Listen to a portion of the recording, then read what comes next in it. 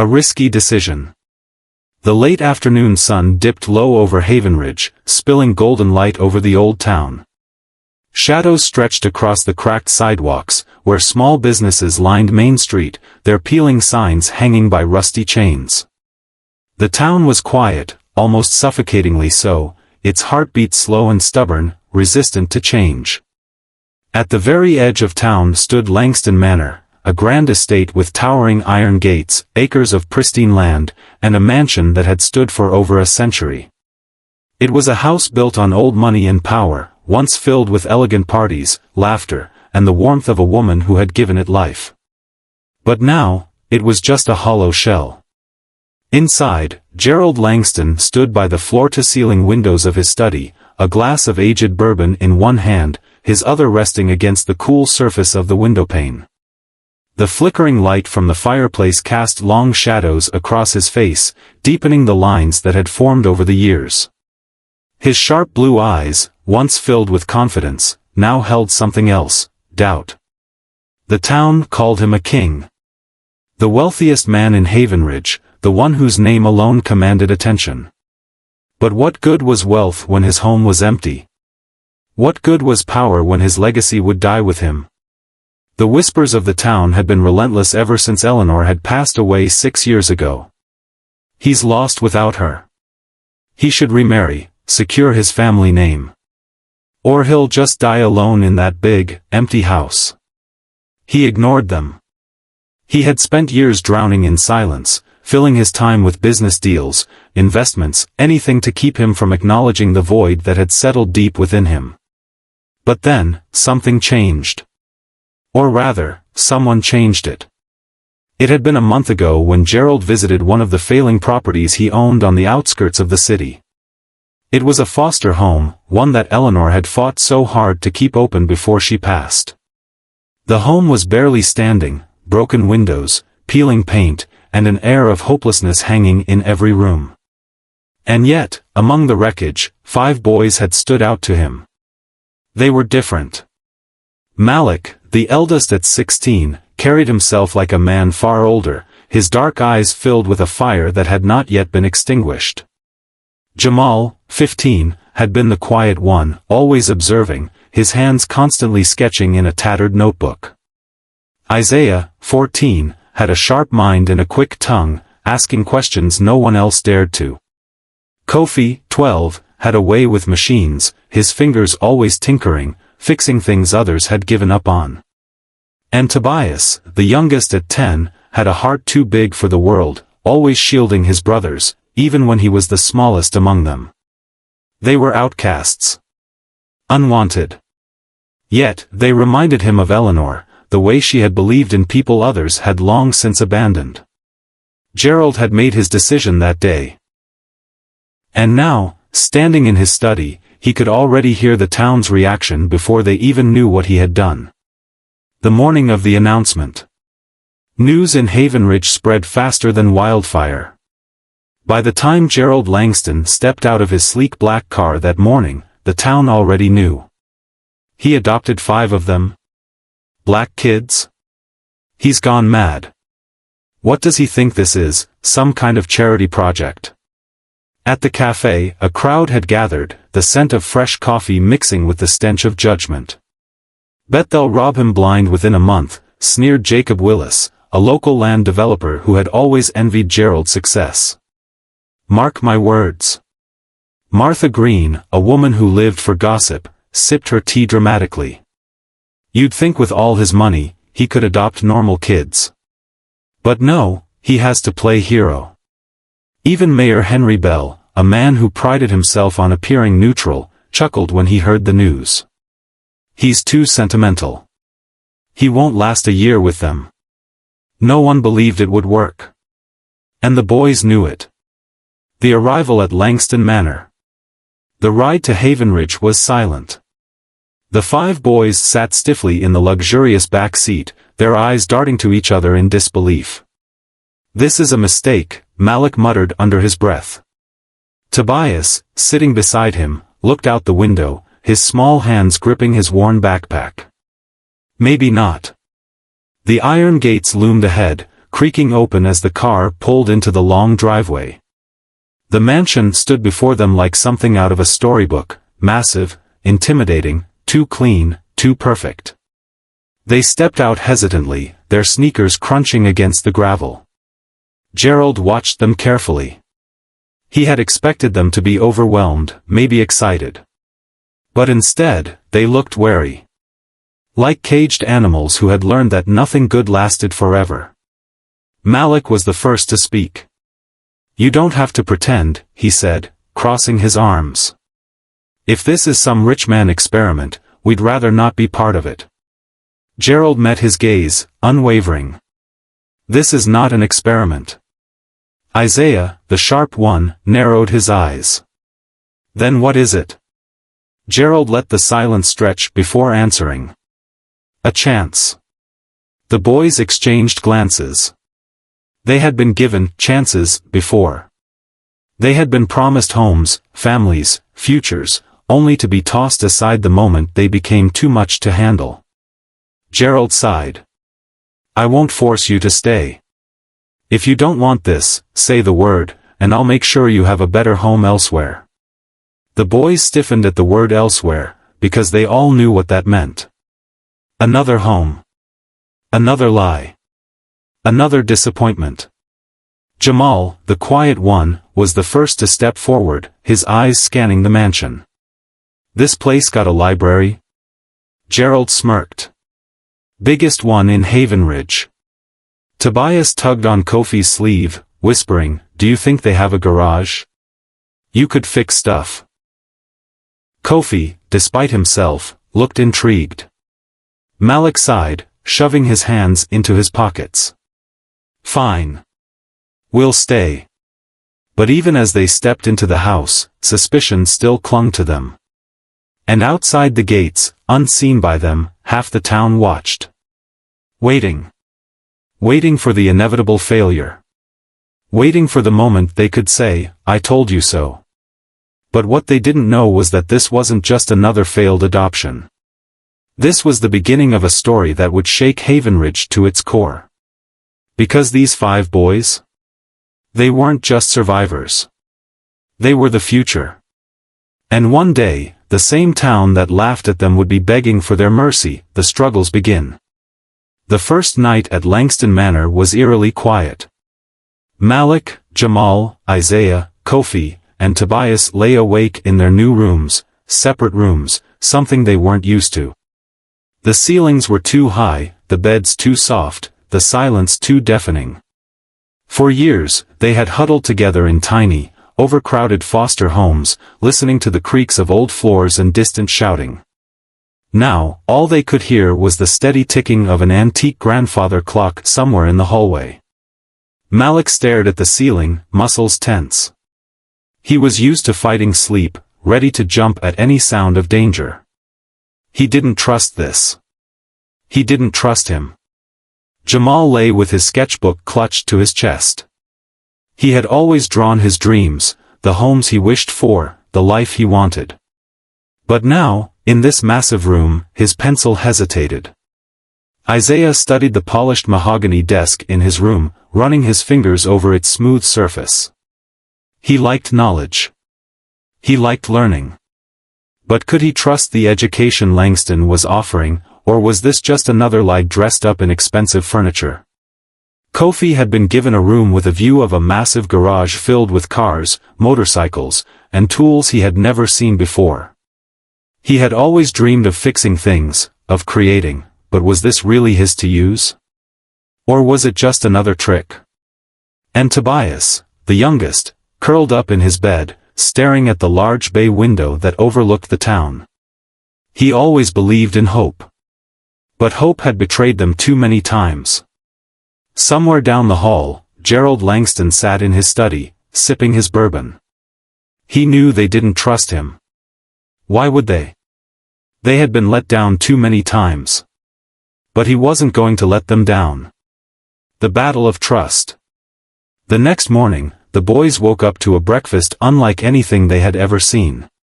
A long dining table was covered in steaming plates of eggs, bacon, pancakes, fresh fruit, and juice. Silverware polished to a shine. More food than they'd ever had in a single meal. And yet, no one touched it. Malik folded his arms. What's the catch? Gerald, seated at the head of the table, met his gaze evenly. No catch. You eat, you go to school, you live your lives. That's it. Isaiah scoffed. Nothing is ever that simple. Kofi eyed the food with hunger but stayed silent. Gerald sighed and placed his utensils down. I get it. You've been treated like burdens all your lives. Like problems that needed solving. But you're not a problem to me. The boys exchanged glances. They didn't believe him. Not yet. But Tobias, the youngest, picked up a fork and started eating. The others followed, hesitantly. It was a small battle. But it was the first win. Haven Ridge reacts. Word spread fast through Haven Ridge. By noon, every cafe, grocery store, and barbershop was buzzing with gossip. Did you see those kids? They don't belong here. He'll regret this. Just watch. The town's wealthiest families whispered behind closed doors. Their perfect, polished world was being disturbed. Even Gerald's own business partners were uneasy. At a private meeting, Henry Bell, the mayor, sighed dramatically as he swirled his coffee. Gerald, you're a businessman. You know how perception works. People are talking. I don't care what people think, Gerald replied coldly. Jacob Willis, the greedy land developer, smirked. No, but you should. You're risking everything over a charity project. Gerald set his glass down hard. They're not a project. They're my sons. The room fell silent. The message was clear. But outside those walls, Haven Ridge was waiting for him to fail. The first real test. School was worse than expected. The first day, the boys walked through the doors of Haven Ridge High, and the whispers started immediately. Why are they here? They'll probably get expelled in a month. Some of the rich kids sneered. Enjoy it while it lasts. Langston will toss you back soon enough. Malik ignored them, he had bigger things to worry about. But Isaiah, the sharp-tongued one, didn't. Say that again, he challenged. A smirk. What? You mad? The hallway erupted into a fight. Isaiah threw the first punch. By the end of the day, all 5 boys were sitting outside the principal's office. When Gerald arrived, his face was unreadable. He listened as the principal spoke in a patronizing tone. They're violent, the principal said. They don't fit in here. I suggest you consider alternative schooling. Gerald leaned forward. Let me be clear. These boys are staying. If you don't treat them fairly, I will own this school by the end of the year. The principal went pale. The boys stared at him, stunned. No one had ever fought for them before. A house of brothers. That night, the boys sat on the back porch, looking at the stars. Malik finally spoke. You really think this is gonna last? Kofi shrugged.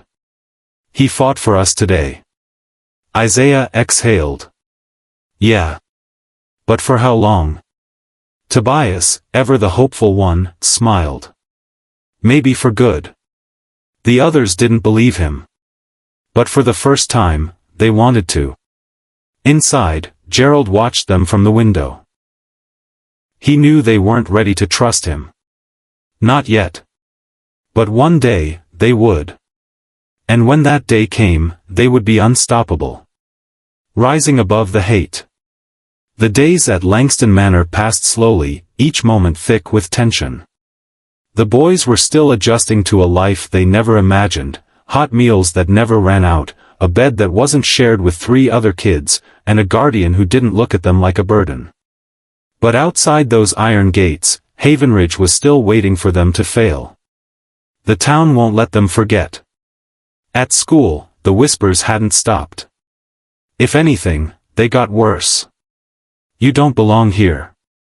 Langston's just using you for publicity. You'll be back on the streets soon. Malik had learned to keep his head down. He wasn't here to make friends. But Isaiah, the sharp-tongued brother, wasn't built to stay silent. One afternoon, he walked into the chemistry lab to see that someone had scrawled, "Go back where you came from," across the blackboard. A group of students snickered in the corner. Isaiah clenched his fists. "Say it to my face." One of them, a rich boy named Carter Evans, leaned against the desk, smirking. "We don't have to. Everyone knows it's true." Isaiah lunged. The next thing he knew, he was being dragged into the principal's office again. This time, Gerald didn't wait for the principal to start lecturing.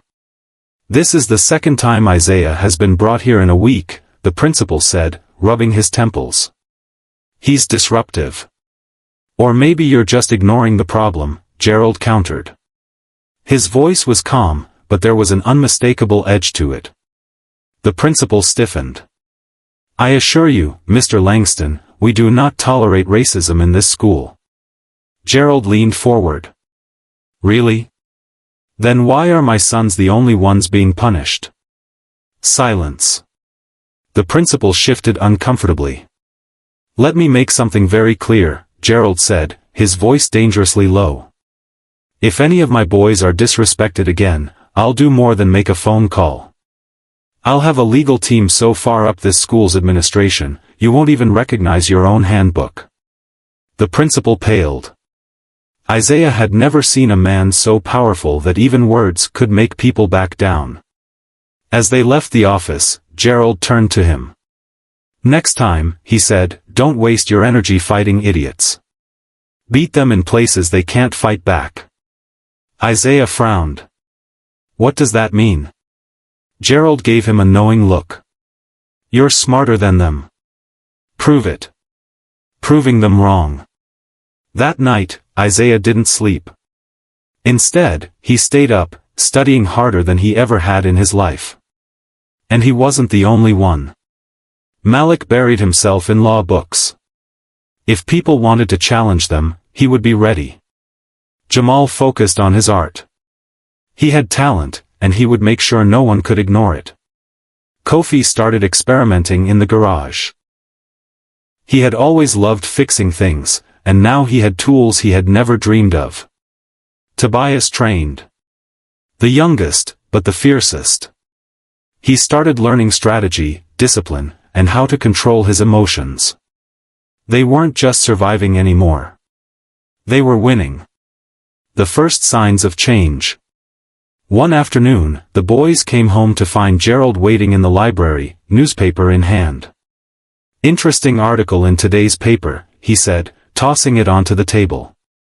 The headline read, "Langston's boys, are they here to stay?" Malik picked up the paper and scanned the article. It wasn't as bad as they expected. It actually mentioned how Isaiah had the highest scores in his class. How Jamal's artwork was being featured in a city gallery. How Kofi had entered a state engineering competition. "They're still watching us," Malik muttered. "Waiting for us to screw up." Gerald smirked. "Then let's give them something to talk about." The first real victory. The next big moment came at the city's annual engineering competition. Kofi had built a fully functional drone from scratch, one that could perform advanced maneuvers. The other competitors? Wealthy students with access to private tutors and labs. They laughed when they saw Kofi's drone. "Looks like a junkyard project," one of them sneered. But when the competition started, Kofi's drone outperformed every single one. By the time it was over, Kofi was crowned champion. He walked up to accept his trophy, ignoring the stunned faces in the crowd. And when the cameras flashed, he made sure they captured his name. Not as an orphan. Not as a charity case. But as a winner. Havenridge is forced to watch. As the months passed, the boys kept rising. Malik won his first mock trial competition, proving he had a mind built for the courtroom. Jamal's art was sold at auction for thousands of dollars. Isaiah was invited to a national academic summit. Kofi's name was all over tech blogs. Tobias became a leader in his school's military prep program. Haven Ridge couldn't ignore them anymore. The same people who had mocked them were now whispering in admiration. And the people who had laughed at Gerald Langston's decision? They were starting to realize they had underestimated him. The next step, a seat at the table. Gerald watched all of this unfold with quiet satisfaction. But he knew something. Success alone wasn't enough. It wasn't just about being the best students. Or the best artists. Or the best engineers. If they really wanted to change Haven Ridge, they had to take something else. Power. And Gerald had a plan. One that would make sure no one in Haven Ridge would ever doubt them again. One that would force the town to kneel. Because soon, the tables would turn. And the people who once mocked them would be begging for their mercy. The tables turn. 1 year later. Haven Ridge was changing. For the first time in its history, the old money families were nervous. Because the Langston brothers, once the town's biggest joke, were now its rising kings. Malik had just been accepted into one of the most prestigious law programs in the country. But before leaving, he had already started making moves, helping local black-owned businesses file lawsuits against corrupt land developers who had been overcharging them for years. Isaiah, now ranked as the top student in Haven Ridge High, was pushing back against unfair school policies. Teachers who once ignored him were now forced to acknowledge him. Jamal's artwork had gone viral.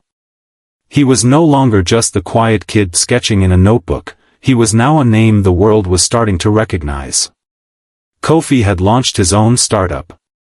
His inventions, once dismissed as junkyard projects, were now being funded by tech investors.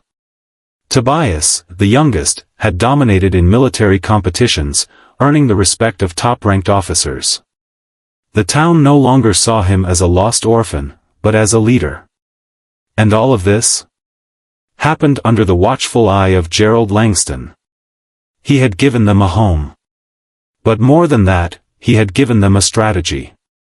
And now, Haven Ridge was no longer laughing. It was watching. The breaking point, the fall of Jacob Willis. One evening, Gerald sat in his study, sipping a drink, when Malik walked in, holding a thick folder. "We have him," Malik said. Gerald raised an eyebrow. "Who?" Malik tossed the folder onto the desk. "Jacob Willis." The name made Gerald smirk. Jacob Willis had been a thorn in his side for years, a greedy, corrupt land developer who had always tried to undermine him. But now? Now, he was trapped. Malik had spent months digging through contracts, legal documents, and hidden deals. And what he found? Jacob had been embezzling money. Taking funds meant for Haven Ridge's local businesses and funneling them into his personal offshore accounts. If this went public, Jacob Willis would lose everything. And Malik was ready to make it public. Gerald leaned back in his chair, studying his son. "So, what's the move?" Malik's eyes burned with determination. "We expose him." Gerald nodded. "Do it." And the next morning, the headline shook the town. Haven Ridge Scandal, Jacob Willis caught in corruption scheme. The newspaper exploded with the news. Jacob Willis, one of the town's most powerful men, had been stealing money for years. The same people who once laughed at the Langston brothers were now watching as they took down one of the most powerful men in Haven Ridge. Jacob Willis lost everything. His businesses. His political connections. His power. And the final blow? The town celebrated his downfall. And at the center of it all? Malik Langston. The kid they once called an orphan with no future was now rewriting the rules. And he wasn't finished. The town comes crawling back. With Jacob Willis gone, the power vacuum in Haven Ridge grew. And suddenly, the people who once mocked the Langston brothers were begging for their help. The mayor called Malik. The town needs a legal mind like yours. The school board reached out to Isaiah. We'd like to invite you to join the student council. Investors started offering Kofi funding. We see potential in your work. The gallery owners came knocking on Jamal's door. We'd love to feature your art.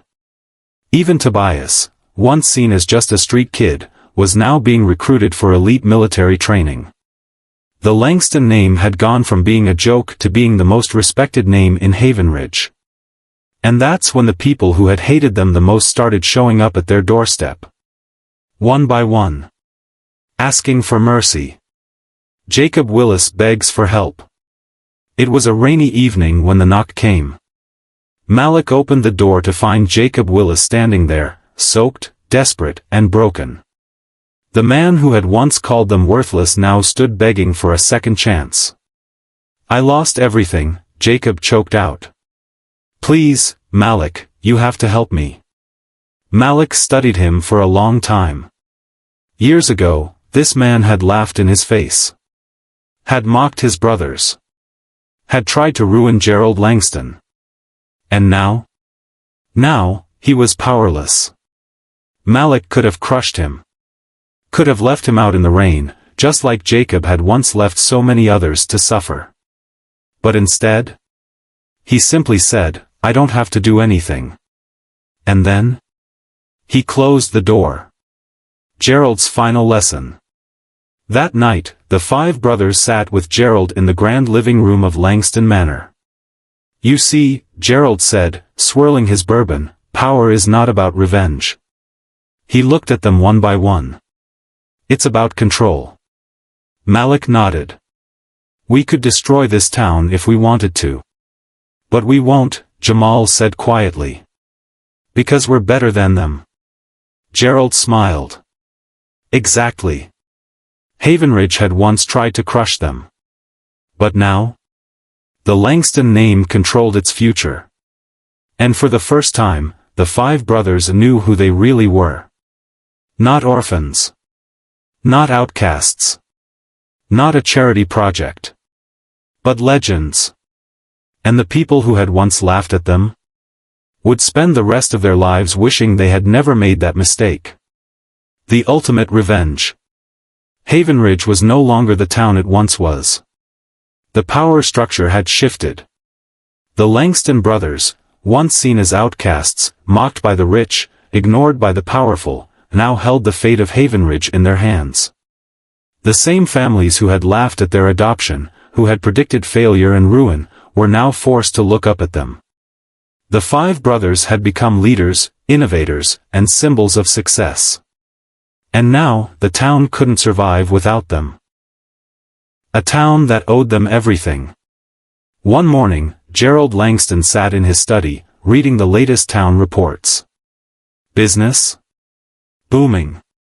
Education? Reformed. Crime? Dropping. Everything the town struggled with for years was being fixed, because of the Langston brothers. Malik was now an unstoppable legal force. He had helped dozens of small business owners fight back against corrupt contracts and unfair taxes. The same local government that once ignored him now had no choice but to respect his word. Isaiah had transformed the school system. He fought for funding, pushed for better teachers, and exposed the biased policies that once held kids like him back. The principal who had tried to expel him? Retired. The school board?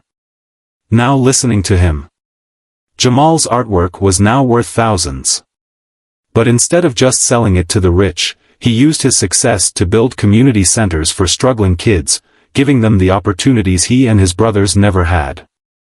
Kofi was running one of the fastest-growing tech companies in the state. Investors who had once dismissed him now begged for partnerships. And Tobias? Tobias had become something no one expected. He had used his training in military strategy to start a youth leadership program, turning at-risk kids into disciplined, determined young men and women who could one day lead the town just like he had. The town they had once been rejected from was now thriving, because of them. And everyone knew it. The people who once mocked them now came begging. It started with the small ones first. A shop owner who once refused to serve them now knocked on Langston Manor's gates, asking for financial help. A local banker, who had laughed when Gerald took them in, now came pleading for an investment after his bank started losing business. But then, the real power players started coming. Mayor Henry Bell showed up at the Langston estate. He sat in the grand office across from Gerald, nervously adjusting his tie. The same confidence he once carried was gone. "We need your support," the mayor admitted, clearing his throat. Malik, seated beside Gerald, raised an eyebrow. "Oh? We?" The mayor sighed. "The town is changing, and we need leaders who—" Malik leaned forward. "You mean, you need us? Because without us, Haven Ridge is finished." The mayor hesitated, then nodded. Gerald smirked, swirling his bourbon. "How interesting," he said.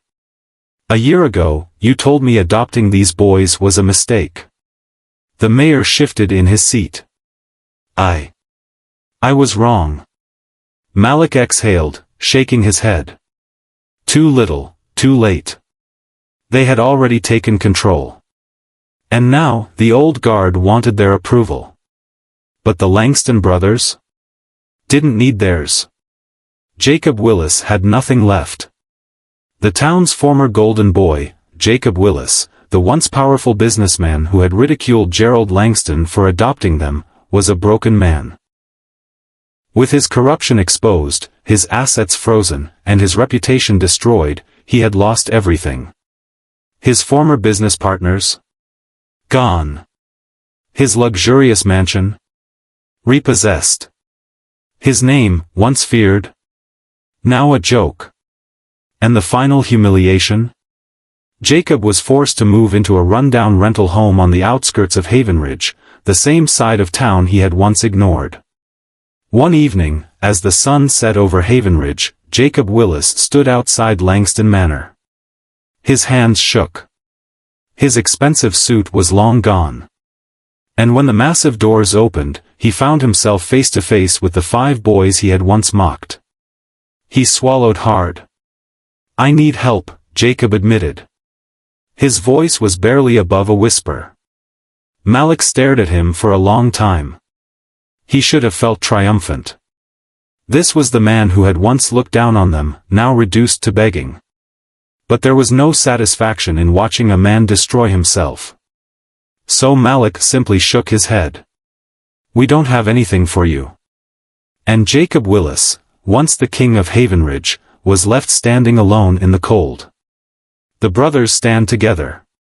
That night, the 5 brothers stood on the balcony of Langston Manor, watching the lights of Haven Ridge below. "You know," Jamal mused, "if we wanted to, we could crush this town." "We could," Kofi agreed. "But we don't need to." Malik smirked. "We already won." Because power wasn't about revenge. It wasn't about ruining those who had once laughed at them. It was about proving them wrong. And they had. Haven Ridge no longer belonged to the people who had once ruled it. It belonged to the ones they had underestimated. To the 5 brothers who had once been called outcasts. And had now become legends. The legacy of the 5 brothers. Haven Ridge was no longer a town controlled by old money, outdated traditions, or corrupt leaders. It belonged to the future now. And the future had the name Langston written all over it. A new era begins. The morning sun rose over Haven Ridge, painting the town in golden light. It was no longer the same town that had once rejected them. The once crumbling businesses? Thriving. The neglected schools? Reformed. The corrupt leadership? Dismantled. And at the center of it all? The 5 Langston brothers, each carving a permanent mark in Havenridge history. Malik Langston, the Kingmaker. Malik had become a name that no one dared to challenge. With his sharp legal mind, he had built a network of influential business owners, politicians, and investors. But he didn't just work for himself. Malik had a mission, to make sure no kid in Havenridge ever felt powerless again. And so, he launched the Langston Legal Initiative, a foundation offering free legal support to families who had been taken advantage of by the system. It wasn't long before people started calling him the Kingmaker. Because wherever Malik Langston's name was involved, people rose to power. And those who had once laughed at him, now, they came to him for permission to move. Isaiah Langston, the scholar who rewrote the rules. Isaiah had always been the smartest in the room. But now? He was making sure the world knew it. After graduating top of his class, Isaiah didn't just leave Havenridge. He rebuilt it. His first major victory? Overhauling the broken education system. He forced the school board to increase funding for lower-income students. He got rid of outdated policies that held back students like him and his brothers. He implemented mentorship programs, ensuring no kid was left behind. And then, Isaiah did something unthinkable. He ran for a position on the school board himself. The same board that once wanted to expel him? Now, he was their leader. Jamal Langston, the artist who told their story. Jamal had always been the quiet one. But now, his art spoke louder than words ever could. His paintings, once just sketches in an old notebook, were now displayed in galleries across the country. His work told the story of struggle, of resilience, of rising when the world tried to hold you down. His most famous piece? The 5. A massive painting depicting 5 young boys standing outside Langston Manor, staring at a town that didn't want them. It was raw. It was powerful. And it was a reminder to everyone in Havenridge of who the Langston brothers were. Not charity cases. Not outcasts. But survivors. Warriors. Legends. And now, his name was worth millions. The same people who had ignored him as a kid now begged to own a piece of his work. But Jamal never forgot where he came from. So, he opened the Langston Art Center. A place where underprivileged kids could create, dream, and tell their own stories.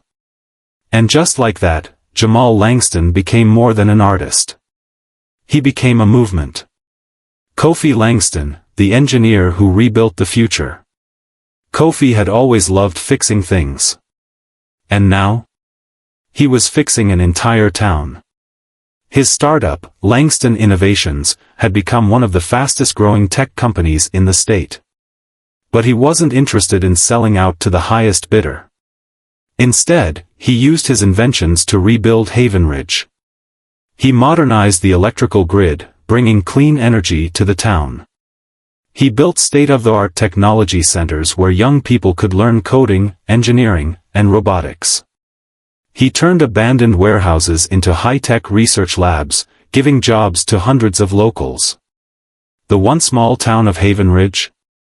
Now, it was being called the next Silicon Valley. And Kofi Langston? He was the man leading the charge. Tobias Langston, the general in the making. Tobias had always been the youngest. The one they thought would follow in his brother's footsteps. But Tobias had his own path to carve. After years of training, discipline, and strategy, Tobias became one of the most respected young military minds in the country. But instead of walking away from Havenridge, he returned. And he brought with him a new vision. He established the Langston Leadership Academy, a school dedicated to turning struggling kids into disciplined, skilled leaders. It wasn't about military training. It was about preparing the next generation to take control of their futures. And the same people who once looked down on him? Now, they were enrolling their own children in his academy. Gerald Langston's final words. One evening, the 5 brothers sat on the porch of Langston Manor, watching the sun dip below the horizon. Gerald sat with them, his once sharp blue eyes now softened with age. "You did it," he said, his voice thick with pride. Malik chuckled. "No. You did it." Gerald shook his head. "I gave you a house. You turned it into a home. I gave you opportunity. You turned it into power." The 5 brothers looked out at the town below them. A town that had once laughed at them. A town that had once waited for them to fail. But now? It belonged to them. And their story, their legacy, would never be forgotten. The final chapter, legends never die. Havenridge would never be the same.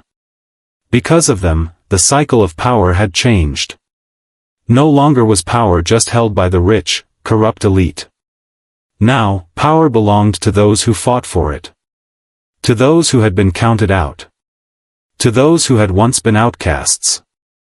And no matter how much time passed, the legend of the Langston brothers would live forever.